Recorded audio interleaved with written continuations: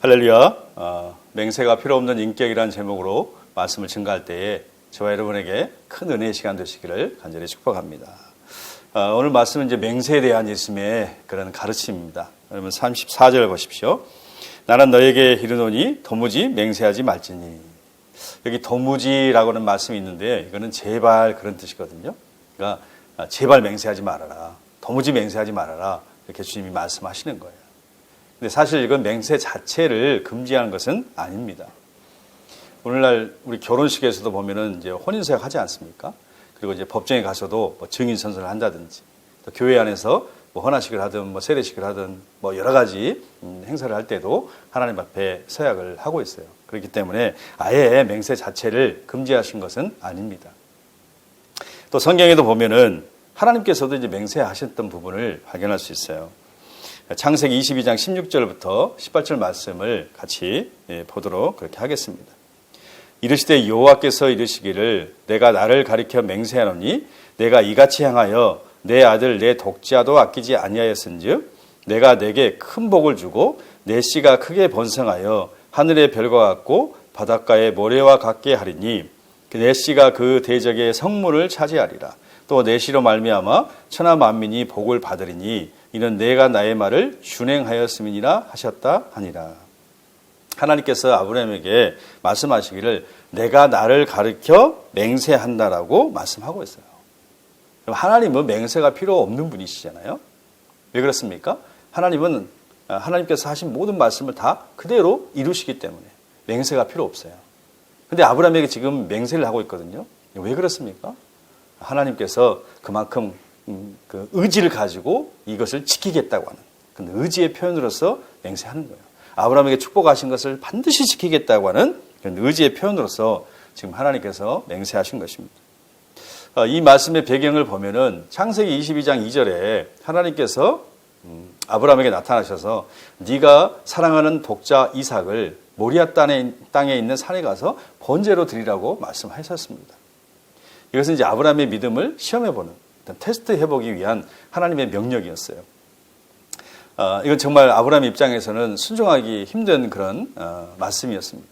그럼에도 불구하고 하나님의 성품을 믿었고 또 하나님의 능력을 믿었기 때문에 아브라함이 아침 일찍 일어나서 순종했어요. 그래서 모리아 산에 가서 아들 이삭을 번제로 드리려고 했습니다. 그만큼 하나님을 이 아브라함이 경외했다고 하는 것을 이 말씀을 통해서 우리가 알 수가 있습니다. 그때 하나님께서 아브라함에게 찾아오셔서 바로 이 축복의 약속을 맹세로 하신 거예요. 내가 너에게 축복하는데 반드시 이것을 하겠다 하는 것을 의지의 표현으로서 하나님께서 맹세하신 것을 보게 됩니다. 또한 하나님은 그 마음이 어떠한지를 맹세로 보여주셨어요. 하나님의 마음이 어떠한지. 에스겔 33장 11절 말씀입니다. 너는 그들에게 말하라. 주 여호와의 말씀이니라. 나의 삶을 두고 맹세하노니 나는 악인이 죽는 것을 기뻐하지 아니하고 악인이 그의 길에서 돌이켜 떠나 사는 것을 기뻐하노라. 이스라엘 족속아 돌이키고 돌이키라. 너희 악한 길에서 떠나라. 어찌 죽고자 하느냐 하셨다 하라. 이번에 하나님께서는 나의 삶을 두고 맹세한다 이렇게 말씀하시죠. 그러니까 무엇을 맹세하시는 겁니까? 하나님이 원하시는 것이 무엇인지에 대한 맹세예요. 하나님이 원하시는 것이 무엇입니까? 바로 악인들이 죽는 것이 아니라 사는 것입니다.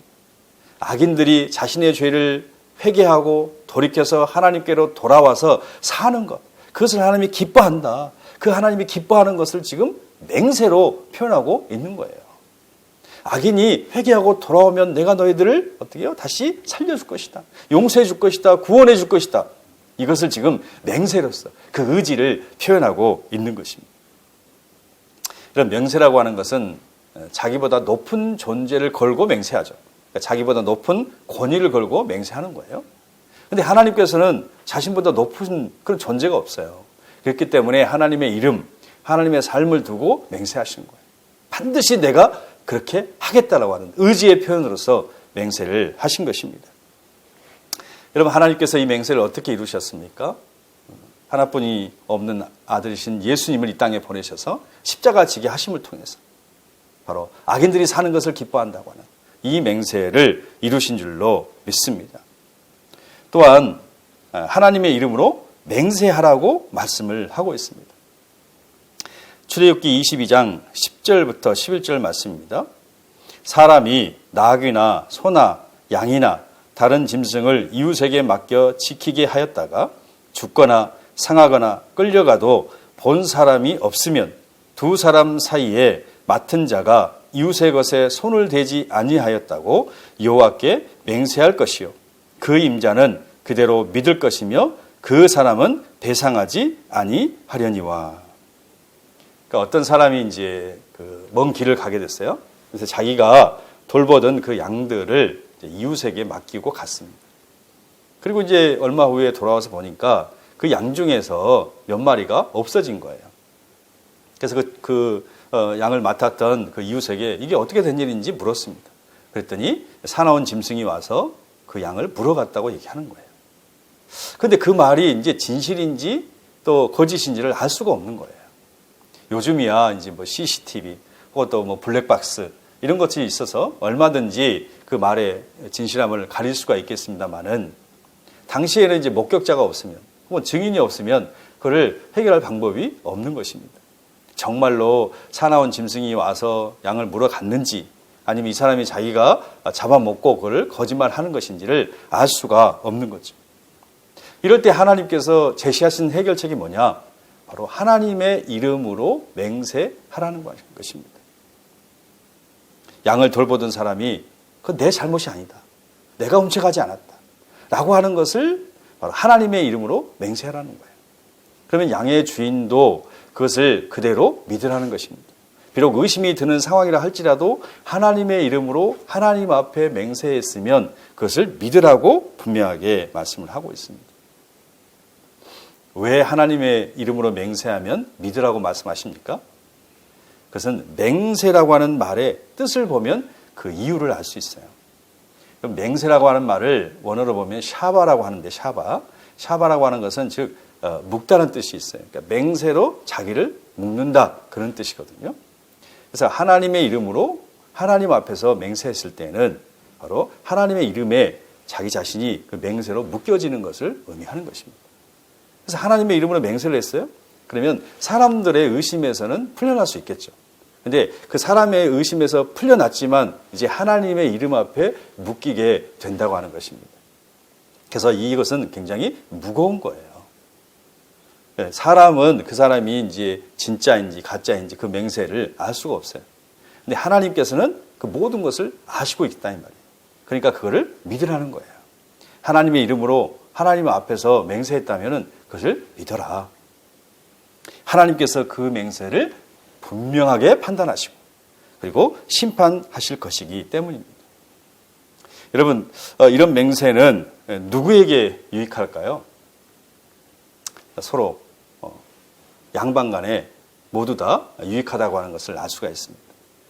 그래서 이제 양의 주인은 더 이상 의심하지 않아도 돼요. 그러니까 누군가를 의심한다고 하는 것은 사실 이제 괴롭고 힘든 일이잖아요. 근데 그 사람이 하나님의 이름으로 맹세를 했어요. 그러면 더 이상 이제 의심할 필요가 없는 거예요. 이제 하나님께 모든 걸 맡겨드리는 거죠. 그러면서 그 사람에 대한 그 의심이 이제 자연스럽게 풀려지게 되고 그래서 그 사람과의 관계가 다시 이렇게 회복이 되어지기 때문에 그것은 유익하게 된다고 하는 것입니다. 그리고 의심을 받는 입장에서도 유익이 되는 거예요. 여러분, 누군가를 의심하는 것도 힘들지만 의심을 받고 있다고 하는 것은 더더욱 힘든 일이죠. 근데 내가 이제 하나님의 이름으로 맹세를 했어요. 그를 통해서 나에 대한 의심이 풀어지게 되고 나의 결백이 밝혀지게 되고 인정을 받게 된다는 거예요. 그래서 유익이 된다. 그래서 하나님의 이름으로 맹세하면 둘 다 쌍방에 모두 유익이 된다고 하는 것을 알 수가 있습니다. 그래서 하나님의 이름으로 맹세하라고 하시면서 거짓 맹세해서는 안 된다라고 분명하게 말씀하고 있어요. 신명기 6장 13절 말씀에 내 하나님 여호와를 경외하며 그를 섬기며 그의 이름으로 맹세할 것이니라. 여기 분명히 이제 하나님의 이름으로 맹세하라고 그렇게 말씀하셨죠. 그리고 레위기 19장 12절에 너희는 내 이름으로 거짓 맹세함으로 내 하나님의 이름을 욕되게 하지 말라. 나는 여호와니라 라고 말씀하고 있어요. 그러니까 하나님의 이름으로 거짓 맹세하게 되면 하나님의 이름을 욕되게 한다. 즉 하나님의 이름을 더럽힌다. 즉 십계명의 상계명을 어기게 된다라고 그렇게 말씀하십니다. 성경학자인 윌리엄 바클레이라고 하는 분이 있는데 이분이 유대인들이 그 맹세에 대해서 두 종류의 맹세로 나눴다라고 얘기를 하고 있어요. 절대 구속력이 있는 맹세, 또 하나는 절대 구속력이 없는 맹세.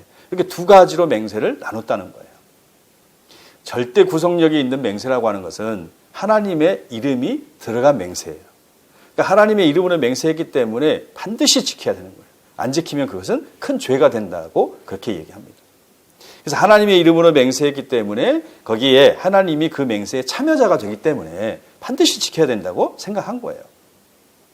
두 번째로 절대 구속력이 없는 맹세는 뭐냐면 하나님의 이름이 들어가지 않는 맹세예요.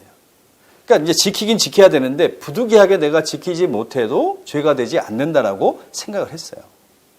그러니까 하나님의 이름으로 맹세하지 않았기 때문에 뭐 지켜야 되지만 혹시 못 지켰다 할지라도 하나님께서도 거기에 대해서는 책임을 묻지 않는다. 이런 생각을 이제 유대인들이 가지게 된 것입니다.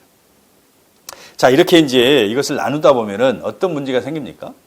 예를 들어서 어떤 사람이 내가 반드시 약속 지킬게 라고 자기가 맹세를 했어요. 근데 맹세를 하는데 저 사람이 하나님의 이름으로 맹세를 하지 않아요.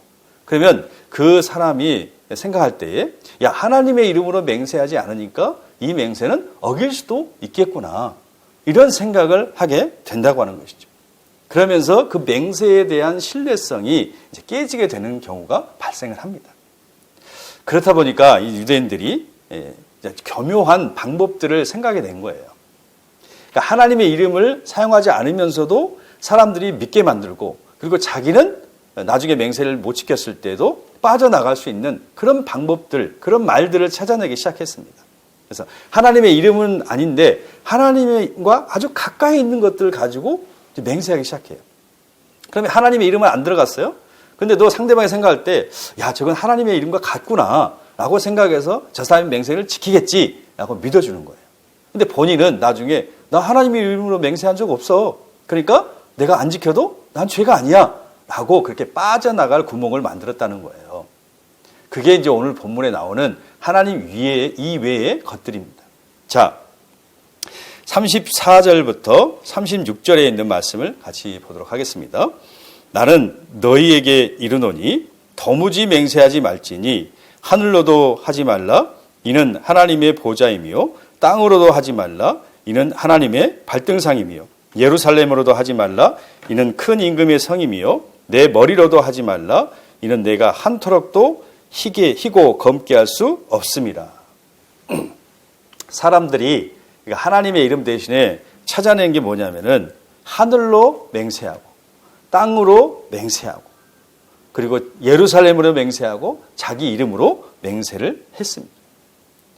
뿐만 아니라 마태복음 23장에 보시면은 성전으로도 맹세하고 혹은 성전의 제단으로 맹세하고 또 성전의 금으로 맹세하고 성전 이 제단 위에 있는 제물로도 맹세를 한 거예요. 그러면서 유대인들은 그렇게 하늘로 땅으로 또 자기 머리로 예루살렘으로 맹세를 해놓고 그 맹세를 지키지 않는 것입니다. 심지어는 어떤 사람은 처음부터 맹세를 지키지 않을 그런 속셈으로 이런 하늘이나 땅이나 자기 머리나 예루살렘이나 제단이나 이런 것들을 갖다가 맹세를 했다고 하는 것이죠. 그래서 예수님께서 이런 것들로 도무지 맹세하지 마라 이렇게 말씀하시는 것입니다. 왜 그렇습니까? 하늘, 땅, 예루살렘, 자기 머리, 제단 또는 성전 이 모든 것들이 다 누구에게 속해 있어요? 하나님께 속한 것이기 때문에 그래요. 그래서 하나님의 이름으로 맹세를 하든 맹세하지 않든 다 하나님 앞에서 맹세한 것이다. 모든 맹세는 바로 하나님 앞에서 한 것이기 때문에 하나님이 증인이라는 거예요. 그렇기 때문에 하늘로도 땅으로도 자기 머리로도 예루살렘으로도 절대로 맹세하지 말라고 말씀을 하신 것입니다. 결국 예수님께서 맹세하지 말라고 하신 말씀의 의미는 맹세의 말로 과장되게 믿게 하지 말고 맹세의 말로 과장되게 믿게 하지 말고 그 말의 진실함을 행동으로 나타내라는 거예요. 거짓 맹세, 과장된 맹세 해서 믿게 하지 말고 직접 행동함을 통해서 네 말이 진실함을 그 행동으로 보이라고 말씀하고 있습니다. 37절의 말씀을 같이 보겠습니다. 오직 너희 말은 옳다 옳다 아니다 아니다 하라. 이에서 지나는 것은 악으로부터 나느니라. 그러니까 이 말씀을 있는 그대로 표현하라는 것입니다. 쓸데없이 뭐 딴소리 하지 말고 예라고 할 경우에는 예라고 하고 아니라고 할 경우에는 아니라고 하고 진리는 진리라고 말하고 진리가 아니면 아니라고 말하라는 거예요. 없으면 없다고 얘기하고 있으면 있다고 얘기하고 할 수 있으면 할 수 있다고 하고 할 수 없으면 할 수 없다라고 얘기를 하라는 것입니다. 단순하고 정직하게 참된 것을 그리고 말하고 행동하라는 거예요. 왜냐하면 하나님께서 다 듣고 계시기 때문입니다. 그래서 단순하고 정직하게 참된 것을 말하고 그대로 행동하는 그런 삶을 살라고 우리에게 요구하고 계신 거예요. 하루는 그 D.L. 무디라고 하는 목사님에게 한 청년이 찾아와서 상담을 했어요. 목사님, 나는 정말 정직하게 말하고 싶은데 나도 모르게 자꾸 거짓말이 나옵니다. 이미 거짓말을 했기 때문에 다시 주워 담을 수도 없고 이럴 때는 어떻게 해야 됩니까? 라고 목사님께 물었습니다. 그랬더니 D.L. 무디 목사님이 이렇게 얘기를 한 거예요. 거짓말이 나옵니까? 그러면 그냥 그대로 거짓말 하세요. 그리고 맨 마지막에 이것은 다 거짓말입니다. 라고 고백하세요. 그러면 됩니다. 라고 얘기했다는 거예요. 그러니까 거짓말을 했으면 그냥 거짓말 했다라고 얘기하면 된다라고 하는 것이죠. 그러면서 고쳐나갈 수 있다고 D.L. 무디 목사님이 조언을 한 것입니다. 여러분, 당시 서기관들과 바리새인들의 가장 큰 문제점이 무엇이었습니까? 말만 했지 행동하지 않았다고 하는 거예요. 그러니까 말은 하는데 행동하지 않는다? 이걸 우리는 이제 위선이라고 얘기하는 거예요. 그래서 예수님께서는 그들의 행동을 절대로 따라하지 말라고 말씀하셨습니다. 마태복음 23장 2절부터 4절을 보겠습니다. 서기관들과 바리새인들이 모세의 자리에 앉았다. 그러므로 그들이 너희에게 말하는 것은 무엇이든지 다 행하고 지키되 그들의 행실은 따라하지 마라. 그들은 말만 하고 행하지 않는다. 그들은 짊어지기 힘든 무거운 짐들을 묶어서 사람들의 어깨에 지우면서 그 짐들을 나르는데 손가락 하나도 움직이려 하지 않는다. 이 모세의 자리에 앉았다고 하는 것은 권위의 자리를 상징해요. 그러니까 율법의 자리, 권위의 자리에 앉아서 사람들에게 율법을 해석하고 또는 가르치는 그런 자리입니다. 그럼에도 불구하고 그들은 그 모세의 자리, 권위의 자리에 앉아서 말만 하지 행동하지는 않았다는 거예요. 사람들에게 야 이것도 해라, 야, 저것도 해라 하면서 무거운 짐을 계속해서 사람들에게 이렇게 지워주는 거예요. 근데 본인은 손가락 하나도 까딱하지를 않았다고 하는 것이죠. 그래서 말만 하고 행하지를 않았어. 한마디로 얘기하면 입만 살아있고 모든 것이 죽어있던 사람들. 이게 바로 바리새인들이었다고 예수님이 지적하신 거예요. 그래서 그들을 향해서 마태복음 23장에 보면은 7번이나 화가 있도다라고 선언하신 걸 볼 수 있죠. 위선자들아, 독사들아, 뱀들아 하면서 막 강력하게 예수님께서 그들을 책망하신 것을 볼 수 있습니다.